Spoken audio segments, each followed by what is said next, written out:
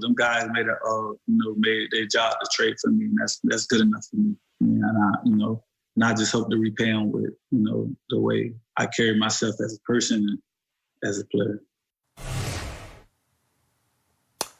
As he carries himself as a person and a player, he wants to bring respect to the Seahawks. All right, Marcellus, don't want to put you on the spot, but get us rolling here. What's your reaction to this news? Man, you could go so many different directions with this situation. I just want to kind of talk to it on a grand scale when you're talking about the transition from wherever you're from and whatever you've been surrounded by, those codes, those principles, those values, that paradigm of that situation. And it's not always urban, it's not always the hood, just whatever you're from, make sure in transition to a professional football player that you understand that in life, man, you got to lose some battles to win the war. It's just that simple. And I think that is one of the things that really helped navigate me through my path and my journey, even the transition to the pro level, being surrounded at times by figures that weren't good for me and my success and me being great. You got to learn that sometimes you got to take an L and pick your battles wisely. This is not a battle you should have chose.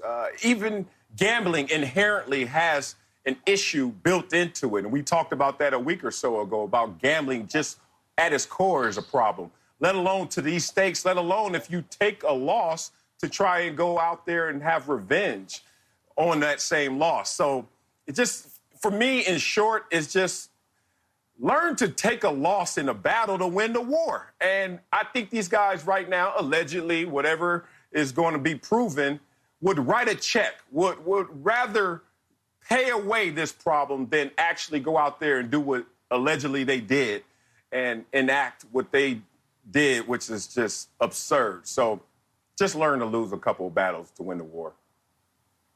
I think it's a stiff shot of reality with no chaser. Think about the worst tasting shot you could take and chasing it with nothing, all right? We have this perception that being a pro athlete, becoming a pro athlete, cures a broken past. And quite frankly, it doesn't. It doesn't cure the past. And sometimes you see that this is not, as you mentioned, Marcellus, this is not a racially driven thing. This is a resources versus survival thing, right? Those who had the mentality of someone who has to survive is much different than those who have the resources to thrive. And so when we see these type of situations take place and that mentality of survival, which is a switch that is not easily turned on and off by becoming a pro or having success in life, there are going to be things that trigger off what you were built and what you were raised as. You created those habits and that identity of what you are. And I think that whether they're guilty or innocent in what took place, I can guarantee you the way that the situation was handled was based off of the identity that they created long before anybody cared about the type of player that they were. Well, I think you make an interesting point, and it comes down to, I think, a lot of issues when you come from, and again, I don't know these guys' backgrounds but I'm going to just speak in general, but respect. So many issues come down to don't disrespect me. If I've been disrespected, I have to take these actions to make sure that I'm respected on the streets, in my community, and things like that. And so I think Marcellus's point of you got to play a long game.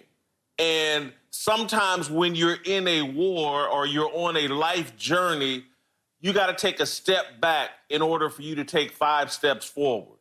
And if these charges prove to be true, these guys are about to take 5, 6, 7, 8, 9, 10 steps back.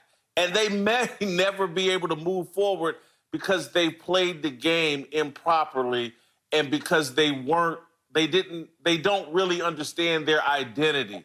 And they haven't transitioned into a new identity in terms of, I'm a professional athlete, I represent an organization, I have great wealth, I can absorb this loss and recover from it and move on with my life.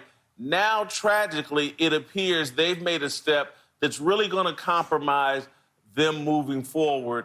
And it's just sad. And there's a couple of things, and I'm sorry that I'm going there. People may not understand it, but I just want to be real. One of my initial reactions when I read this story yesterday was like, man, we were so outraged about some kid and a tattoo on his arm, and he's a kicker, and we don't know anything about him, and we're convicting him over thoughts that we disagree with. And the crime of thought has been legalized in America. You can think whatever the hell you want. But the crime of actions, and again, we don't know if these guys are guilty or not. They'll have their day of court. But I just say save the outrage for crimes of action. Crimes of thought, we're going to have to let go because, again, we've seen athletes and other individuals do really silly, stupid, criminal things. Let's save the outrage for that. And again, if we're going to live in a free society, people are allowed to think really dumb things. They really are. And we have to be tolerant of that. And so when I first saw this, my thoughts were like, wow, this is outrageous. And we shouldn't be wasting outrage on things that are silly and inconsequential. That was one of my first reactions to this. Yeah, it's interesting you said outrageous, and the outrage that comes from different types of crimes and different parts of our country. It's funny because I think we need to even save the outrage even for the outrageous, because this situation, this story about Baker and Dunbar feels so familiar in terms of people who struggle with that transition. And that transition that LeVar was talking about, it's a real thing. It's a glamorization of a certain mindset, a paradigm. You want to call it a ghetto mindset, which doesn't have racial borders. You can call it that. But a lot of guys get into that situation, and it's so difficult for them to move on, to move forward, to have upward mobility. A lot of them want to subscribe to, I'm going to stay down. And when you stay down, that is a code. That is a subscription to principles and to a way of life where people who have the least want to go out there and do the most. And you're walking around, and I lived it. I walked around where people were always on that edge, on that trigger for nothing.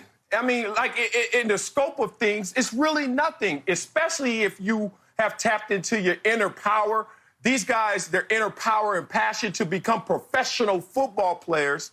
And now you, at a moment's notice, will give all of that up. Think of how many push-ups, sit-ups, 40-yard sprints, workouts you had to put in to get into this place.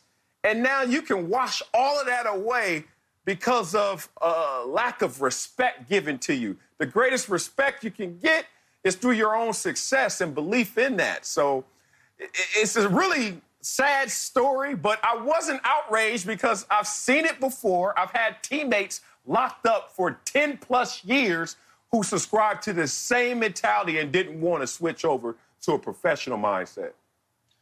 You know, what's interesting is bringing up even the kicker with his tattoos and what you just said, Marcellus. I look at it like this. The mentality that we want these guys to turn off and on as they gain success is really seamless to the life that they lead and they live while building their identities growing up.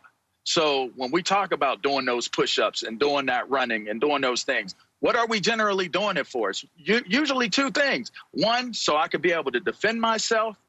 Two, so I could try to make it up out of here.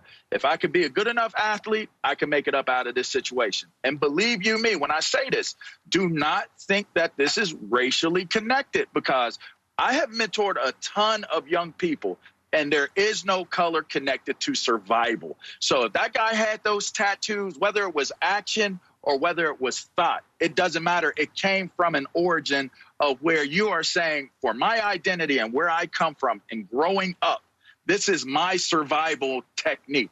And he might not even been poor or in poverty. But with that being said, there was a safety that was connected to him having those tattoos on his arm. the mentality that played out with those guys, whether they're guilty or not, again, it is something that was built seamlessly with them being on the field. Because the interesting paradigm here is we enjoy seeing that mentality play out when they make the plays on the football field, but we condemn it when it carries out over to the aspects